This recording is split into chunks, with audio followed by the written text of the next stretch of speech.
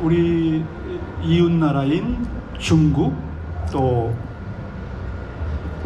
일본, 중국, 한국 이렇게 3국이 모여서 오늘 우리 마이스 산업의 각국의 현황은 어떻고 어떤 과제가 있고 또 이 인접한 우리 세 나라가 이런 노스이스트에 있는 우리 세 나라가 협력할 수 있는 건 뭐가 있는지 이에 대해서 얘기하는 시간을 갖도록 하겠습니다.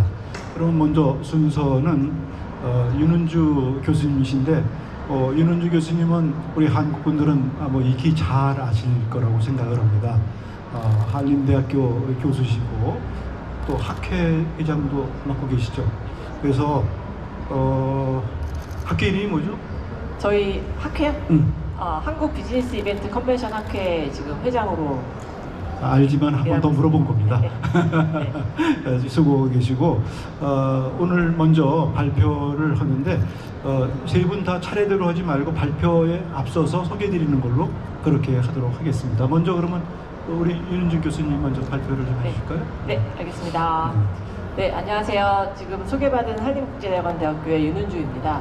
오늘 저희가 그 중국하고 일본에 계시는 분들을 모시고 각 나라의 현황과 지금 특별한 스페셜 이슈가 있으면 그런 내용들을 같이 공유하는 자리로 이해하고 참가했습니다. 그래서 오늘은 저는 한국의 말산업 현황과 그리고 이제 뭐 우리 한국 분들은 아시겠지만 저희 연구원에서 매해 이제 내년에 다음 해의 트렌드에 대해서 이야기를 하고 있는데 오늘은 시간이 좀 제약적이기 때문에 트렌드를 자세히 보지는 못하겠지만 조금 이렇게 한번 리뷰하는 그런 형태로 진행을 해보도록 하겠습니다.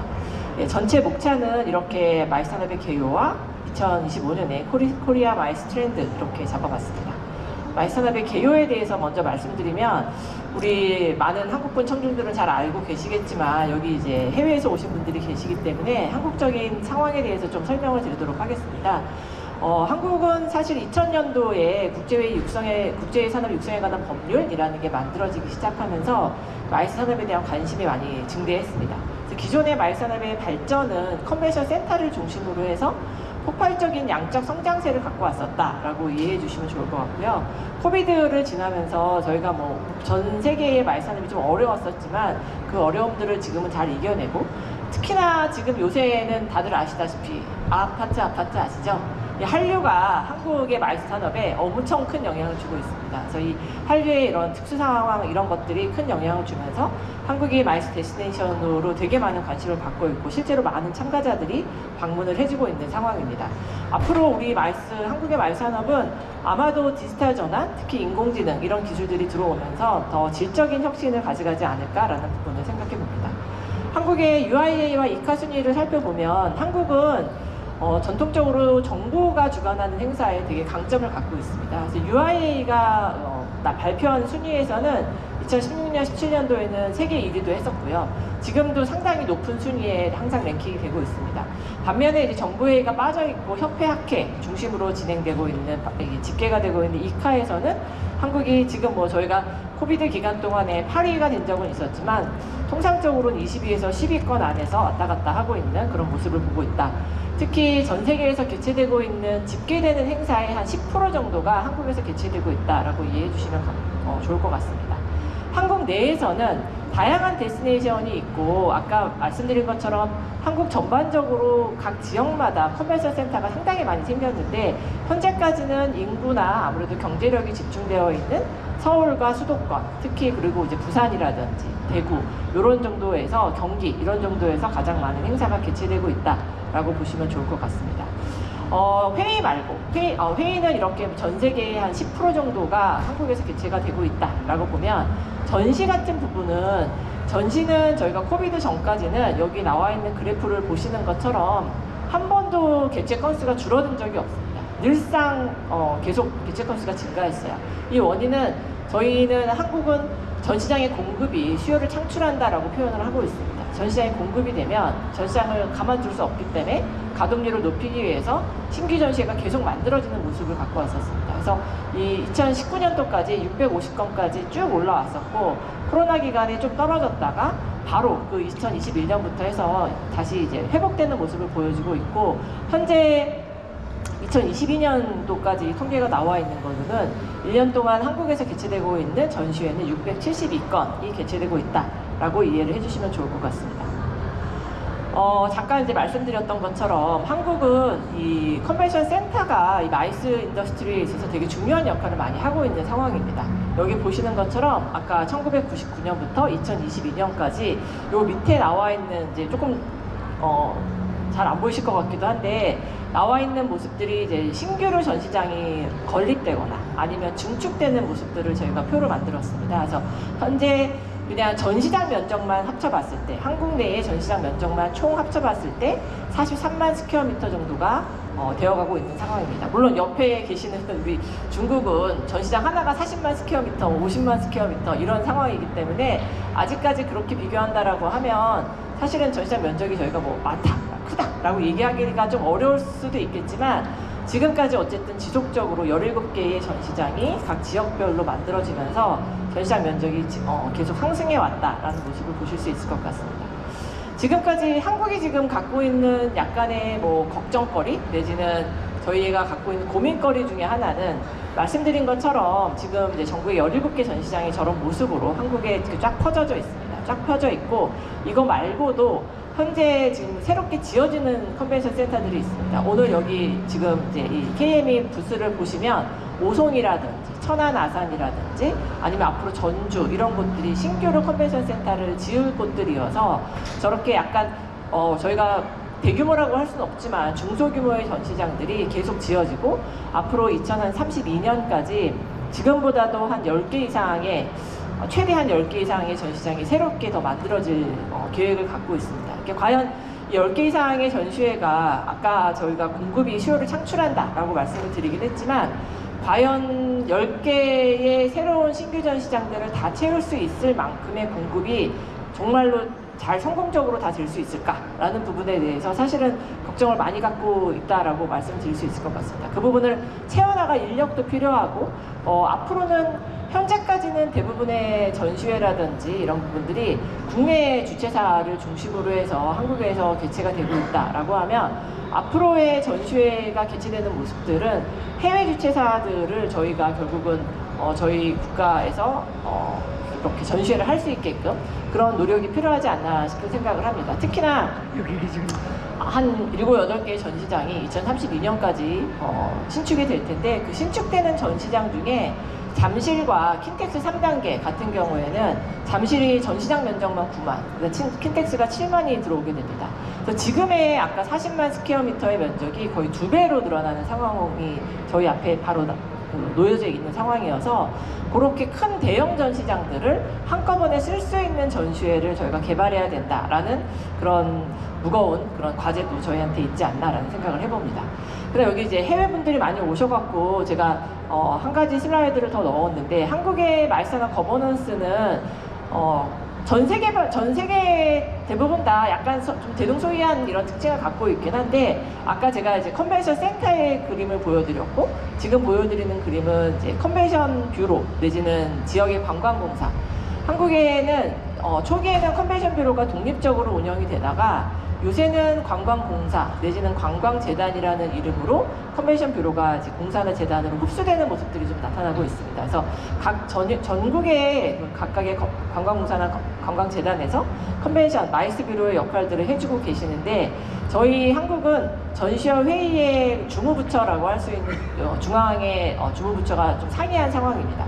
전시산업 같은 경우에는 산업자원부가 저희 주무부처입니다. 그래서 오늘은 이 전시 여기 KM에 오셔갖고 컨벤션하고 이 전시회 영역의 부스들을 다 같이 보실 수 있긴 한데 사실 이렇게 마이스 영역과 전시회 영역이 전시회를 같이 하는 모습은 14년 만에 저희가 하는 거거든요. 14년 전에 한번 했었고 지금 다시 이렇게 새롭게 만들어지는데 되게 약간 가깝고도 먼 사이예요. 저희들끼리는. 오늘 같이 하면 되게 좋은데 뭔가 같이 하기에 약간 어떻게 해야 되지 하는 부분들이 없지 않아 있다라는 생각이 들고 그 부분이 아마도 중앙부처 자체가 전시는 이제 산업자원부가 중심이 되어 있고 산업자원부의 가장 중요한 역할은 어떤 우리나라의 무역의 수출을 촉진하는 역할입니다. 전시회를 지원하는 이유도 여기다 전시장을 공급하고 이러는 이유들이 문체부가 바라보는 시각하고 다를 수밖에 없어요. 말 그대로 산업의 어떤 무역, 어떤 수출 이런 것들을 촉진하기 위한 부분으로 보고 있기 때문에 요 이제 지원하는 방향이라든지 지원책 이런 부분들이 좀 상이하게 나올 수밖에 없고, 이 산업자원부 아래에 이제 한국전산진흥회라는 기관이 있고요. 그 밑으로 이제 진흥회 아래에 주최자 협회부터 시작해서 민간의 주체, 전시 주최사, 컨벤션 센터나 서비스 업체 이런 부분들이 이제 전시 산업을 어떻게 더 잘 촉진시킬 건가라는 것과 관련돼서 활동을 하고 계시고, 마이스 회의의 영역에 있어서는 문화체육관광부가 주무부처입니다. 문화체육관광부는 마이산을 바라보는 시각이 외국인 관광객 유치가 상당히 중요한 역할을, 그러니까 가장 중요한 포션을 갖고 있다라고 이해를 하고 있습니다. 그래서 문체부에서는 이런 마이스를 통해 갖고 고부가 가치의 중요한 어떤 해외 연사들을 국내에 유치할 수 있고, 그 사람들이 와서 지역에서 돈을 지출을 하면서 경제적 파급 효과를 충분히 갖고 올 수 있다라는 관점에서 이제 그 회의 산업을 지원을 하고 계시고, 그 밑으로 이제 한국관광공사가 중앙정부의 어떤 정책에 대한 실무 운영 역할을 해주고 계시고, 밑으로는 이제 더 밑이라기보다는 한국관광공사가 한국을 한다고 하면 지역에서는 이제 지방관광공사나 재단이 있고, 그 밑으로 이제 PCO라든지 서비스 업체 이런 부분들, 숙박도 있을 수 있고요. 다양한 마이스 관계사들이 활동을 하고 있다라고 보시면 될 것 같습니다. 전반적인 어떤 한국의 마이산업의 현황에 대해서 말씀을 드렸고, 제가 이제 이 부탁을 받고 무엇을 말씀을 드리면 좋을까라고 고민을 하다가 트렌드를 이제 짧게라도 이야기를 드려야겠다라고 해서 슬라이드를 만들었고, 이제 내년에 이 트렌드 키워드를 어떻게 가져갈까 하면서 고민했었습니다. 고민을 하다 보니까 마침 단어들의 조합을 만들었더니, 우리 김남도 교수님의 트렌드 코리아의 올해의 단어가 스네이크 센스라고 되어 있잖아요. 그러니까 뱀처럼 뭔가 되게 감각적으로 우리가 센싱, 이렇게 모든 걸 열어놓고 시장을 주시해야 된다라는 이야기를 하셨던데, 마침 저희도 좀 비슷하게 나왔습니다. 에이센스라고 저희는 내년도에 키워드를 좀 잡아봤고, 에이센스가 이제 대표와 스탠드포 하는 거는 AI라는 부분하고, 그 다음에 서스테이너빌리티, 익스피리언스, 그 다음에 MG라고 하는 넥스트 제너레이션 워크포스, 그 다음에 한국적인 특성에 있어서의 스코프 익스펜션에 대해서 말씀을 드려보도록 하겠습니다. AI 이야기는 다들 아실 테니까, 모든 산업에 있어서 AI를 활용해서 기획부터 운영까지 어떻게 더 잘할 수 있고 효율적으로 할 수 있느냐, 이게 단순히 인력을 대체하는 효율성뿐만 아니라 실제로 정보를 찾고 더 많은 데이터들을 활용을 해갖고 빠르게 개인화된 어떤 프로그램을 제공할 수 있는데도 AI가 많이 활용되는 모습들을 보실 수 있을 것 같습니다. 그래서 그런 내용들을 제가 조금 정리를 해봤고, 전 세계가 다 고민하고 있는 영역입니다. ESG도 있을 수 있고 서스테이너빌리티라고 하는 부분들. 그래서 이 MZ세대들, 앞으로의 미래의 참가자가 되는 MZ세대들을 대상으로 해서 서스테이너블한 행사를 만들기 위해서는 어떤 노력을 해야 될지, 한국에서도 이런 컨벤션 센터를 비롯해서 한국관광공사라든지 각 기관에서 ESG 실천 가이드 같은 것들을 만들어내고 있습니다. 그래서 이 부스를 짓는 것들, 이런 오늘 네임택 같은 경우에도 전부 다 재활용할 수 있는 그 재질로 만들어져 있습니다. 요런 아마 이것도 지금 플라스틱이 아니라 종이로 만들었다고 제가 알고 있는데, 그런 형태로 모두가 다 서스테이너빌리티에 대해서 고민을 많이 하고 계시고, 세 번째는 이제 이 오프라인 행사에 참가하게끔 하이브리드 행사가 많아짐에 있어서 오프라인 행사에 참가를 유도하기 위해서는 참가자의 경험을 어떻게 제공을 해줄 것인가 하는 부분들이 상당히 중요해지고 있습니다. 그래서 이런 센터뿐만 아니라 유니크 베뉴들을 활용하는 부분들을 저희가 고민을 많이 하고 있고, 한국관광공사나 지방공사에서 유니크 베뉴를 선정을 해서 같이 홍보를 해주고 계십니다. 넥스트 제너레이션 워크포스 같은 경우에는 이거 한국적 상황인데, 한국은 인구의 고령화로 인해서 지금은 가장 많은 취업을 하는 세대가 60세 이상이라고 얼마 전에 신문 기사에 났었죠. 이런 모습들처럼 앞으로 마이스를 할 수 있는 인력의 구성조차도 아마도 상당히 많이 바뀔 것이다.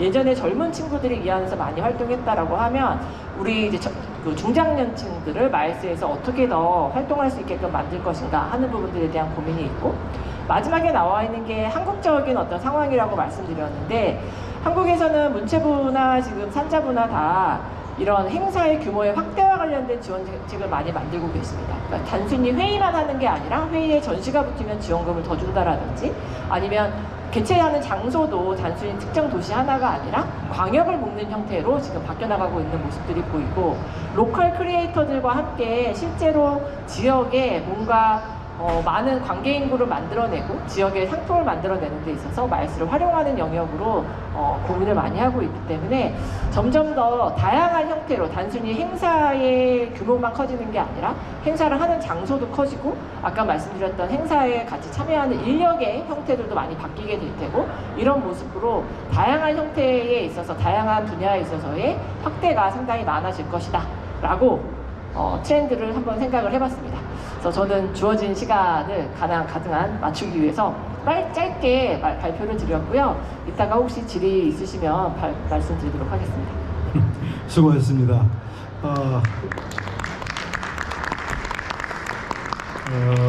우리 하나의 트렌드를 에이센스라는 개념으로 이렇게 소개를 해줬는데 많은 의미를 지니고 있다 이렇게 생각을 합니다. 그러면서 동시에 한국의 현재 상황에서 이런 말씀하는 게 생각이 납니다. 지금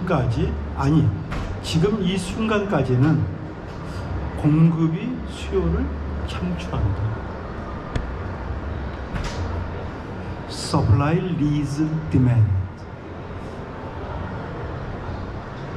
이 얘기를 생각해 보면서 저는 오늘 중국에서 오신 미스터 선에게 이런 질문과 함께 먼저 시작을 합니다. 미스터 선 웨이자 씨는 우리 윤은주 교수님 왼쪽에 앉아 계신데요. 중국에서 오셨고 중국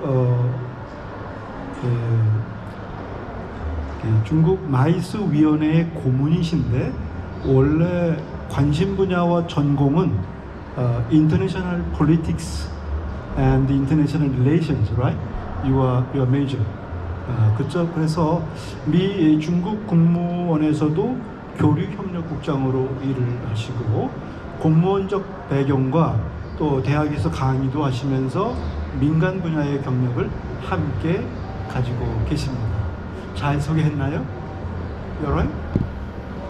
Am I doing okay? So it's your turn now. I'm gonna give you 15 minutes. Alright, your time. Thank you. Thank you, Mr. Chairman. Good afternoon, everyone. It's really a great honor for me to attend this event. My presentation will focus on two parts, as you see on the screen. And for the sake of the time, I will just introduce some key points about the two questions. First, how to observe the current situation of China mice industry.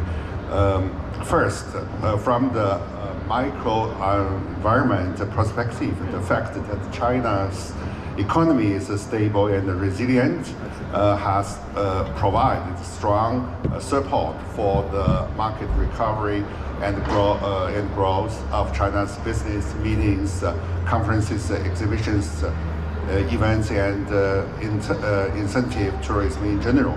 Secondly, driven by the economic rebound, the demand for all types of meetings, incentive travel and other activities continues to grow. And thirdly, China's MICE event industry is expanding period with vast scope for growth. A report from the Global Business Travel Association shows that the global business travel spending is expected to recover to $1.5 trillion in 2024. Among them, the size of China's business travel market is expected to reach $406.2 billion in 2024 and exceed $500 billion in 2027. Fourth, the volume and the scale of China's MICE event industry is expanding too, with the number of the MICE operators increasing and industry chains enlarging, showing that the investors and the markets remain confident on the industry prospect. According to a survey conducted by the National Travel Industry Network last year, 27% of the travel agents said MICE accounted for more than 50% of their total business, travel business, and 84% of the companies surveyed had said MICE department. So that means that that China's tourism industry generally holds very positive and optimistic expectation for MICE business. Fifth point, China's MICE industry is facing unprecedented challenges with accelerated development and iteration. The evolution of the economic activities and the application of new technology have brought great opportunities as well as huge challenges to MICE industry. MICE buyers are demanding more efficient and integrated event solutions based on the use of AI, while at the same time they demand further cost reductions. AI, all this is forcing MICE companies to invest more in R&D to achieve product and services innovation through the introduction of digital technology and AI.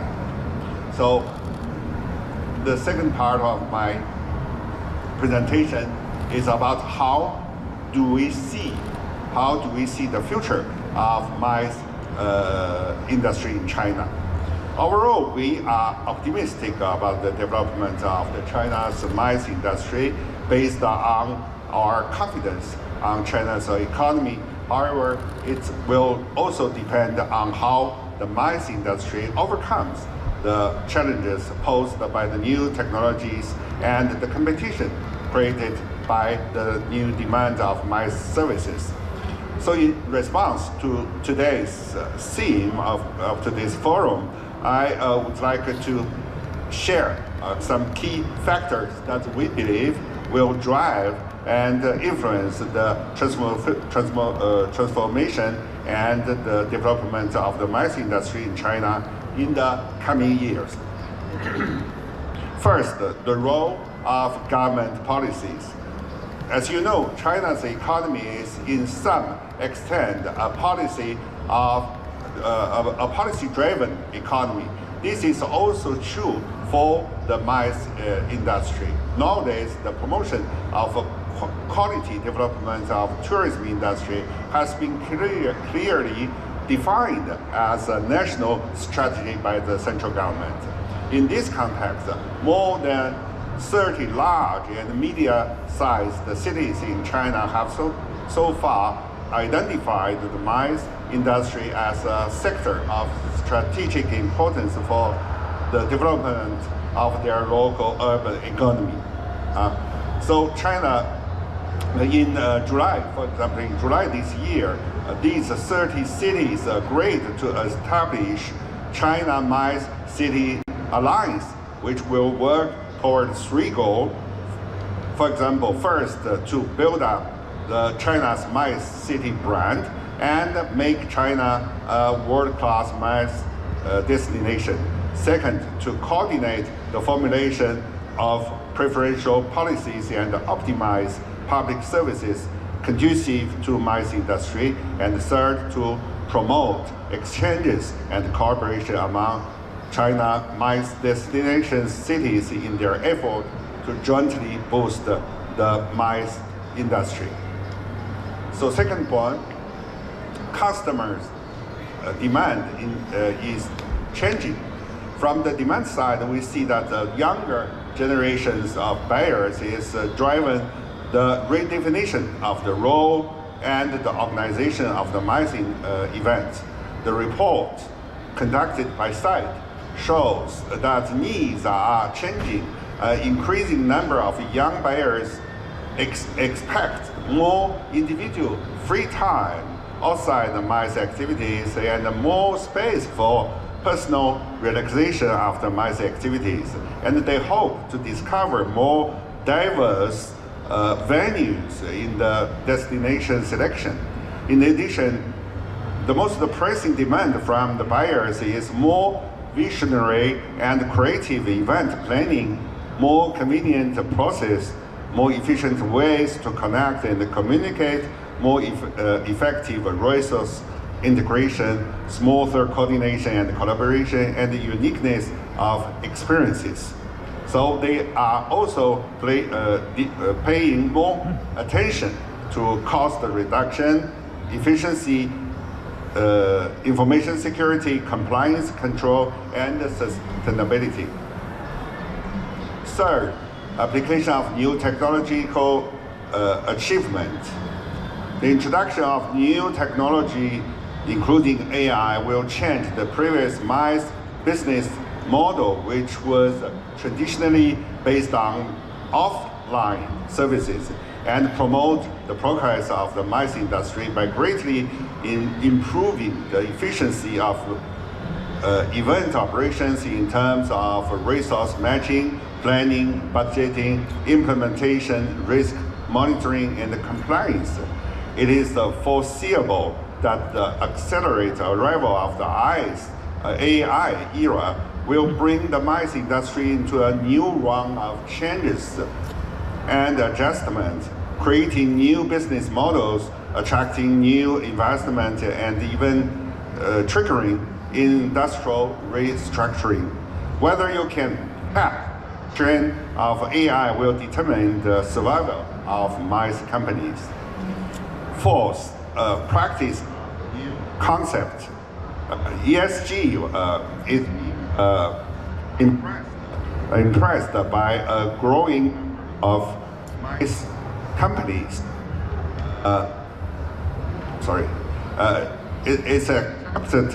It's accepted as a more advanced, visionary, and comprehensive idea of corporate government for the MICE industry, whether from the perspective of buyers or MICE service providers. ESG will become a must choice in the future, and in practice, it requires more attention to climate change, sustainability, energy saving, and emission reduction in the whole process of the event, with the aim of achieving carbon neutrality. Point 5, impact of the international geopolitical factors. From China's perspective, the world today is undergoing major changes, and the external environment for China's development is facing tough and severe challenges. This era is characterized in the economic sphere by the prevalence of unilateralism, protectionism, and delinking, and in the geopolitical spheres by ideological diplomacy and bloc confrontation. So despite our repeated emphasis on opposing conflict and confrontation and advocating win-win cooperation, the Western Con, led by United States and Europe, is still bent on implementing a strategy of containment against China.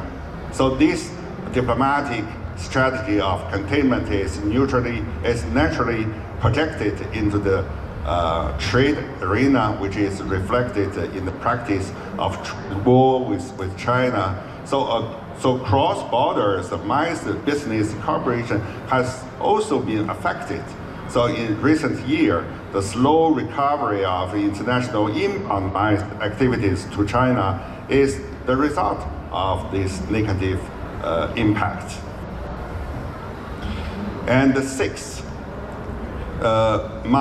Chinese MICE companies to go global. However, the decline in inbound MICE activities would not prevent Chinese MICE activities from bringing the pace of Chinese enterprises. The latest data released in September this year shows that in 2023, China's outbound FDI flow was 177.29 billion US dollars, up 8.7% year on year, accounting for 11.4% of the global share. So in terms of quantity, by the end of the 2023, Chinese domestic investors has established a total of 48,000 outbound enterprises in 189 countries and regions. So this increased in China's outbound investment will lead to an increase in demand for overseas business travel and MICE services. This will provide huge opportunities for cross-border cooperation in business travel and MICE activities. So current statistics show that East Asia is the preferred destination for overseas MICE activities by Chinese companies. So ladies and gentlemen, dear friends, China MICE industry is growing and it has the will, the need and the ability to cooperate with its counterpart in South Korea and Japan to build the best MICE destination in our region. Thank you very much. 수고하셨습니다.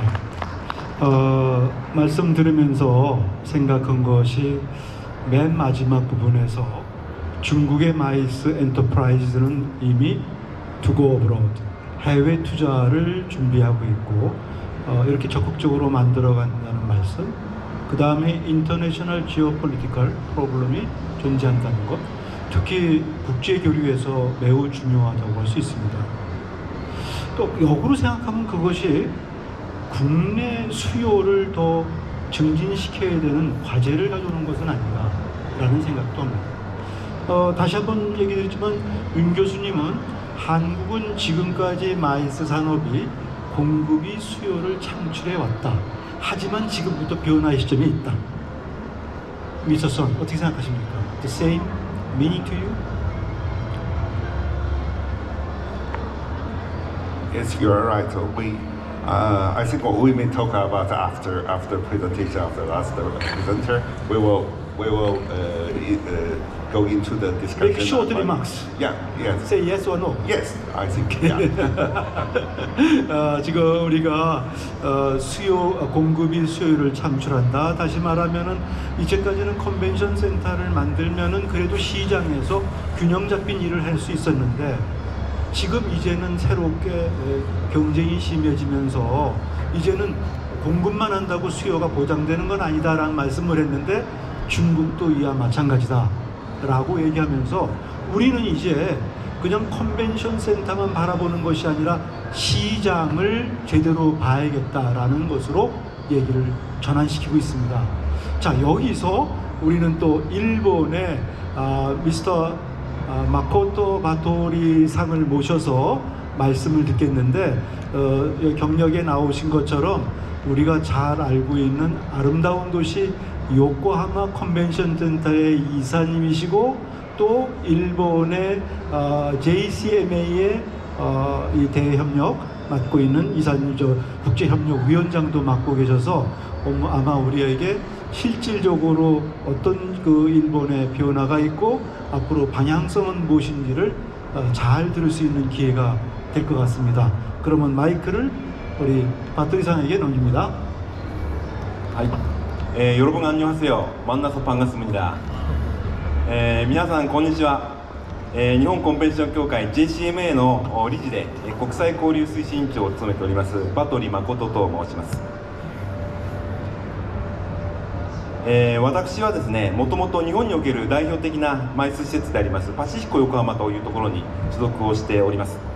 1991年のオープン以来、それ以来ずっと同時に勤務いたしまして、今年で34年目ということになりました。はい、ご覧いただきましてありがとうございます。JCMA は2015年の4月にそれまで日本にありました2つのコンベンションの業界団体が合併をして設立をされました。来年2025年は10周年を迎えるということになります。そしてこちらに記載されておりますのが JCMA のビジョン、それから3つの目標でございます。これらの目標を達成するためにご覧の通り6つの具体的なアクションを行っています。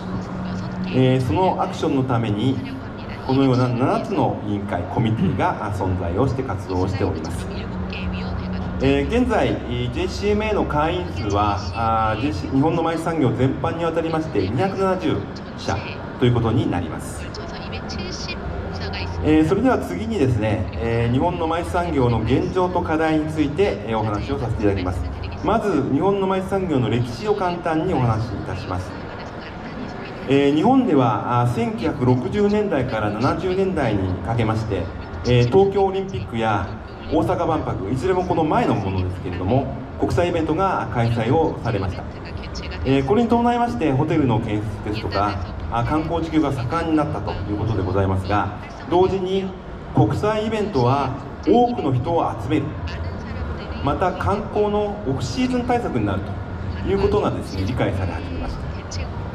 その後1980年代から90年代にかけましては日本各地でイベントが開催されるようになりまして、施設の建設も進みました。実は私が所属しておりますパシフィコ横浜も1991年に完成をしております。この時期同時にコンベンションという言葉が知られるようになってきました。2000年代に入りますと日本ではインバウンドプロモーションに本格的に取り組むようになってまいりまして、国の機関として2008年に観光庁が発足をしました。以来インバウンドの強化のためにそれまでのコンベンションだけではなくてマイス全般を推進するようになったということであります。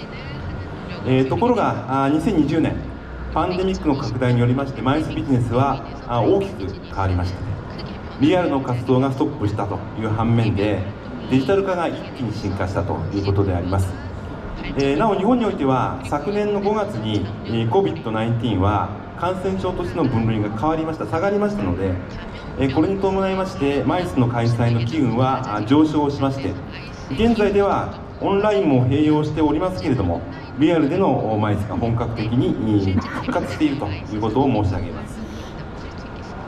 続いて現状と課題です。マイスというのは経済波及効果や交流の促進など多方面に大きなメリットをもたらすビジネスだと思います。私たちは日々誇りを持ってこのマイスの仕事をしておりますけれども、実は日本の中では観光業の一つに位置づけられてしまったり、あるいは一般的なサービス業として扱われたりすることもありまして、まだまだマイス産業のブランドの確立、認知度の向上というのは道半ばという状況です。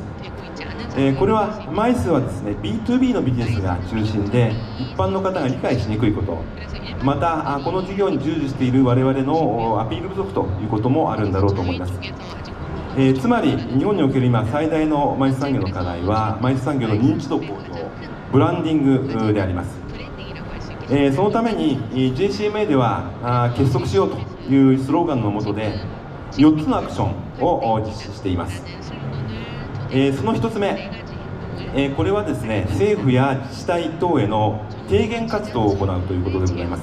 その結果としてマイス振興の政策実現を働きかけていくということであります。一例といたしまして2023年の1月、パンデミックからのマイスの復活をですね目指して国へ提言を提出をいたしました。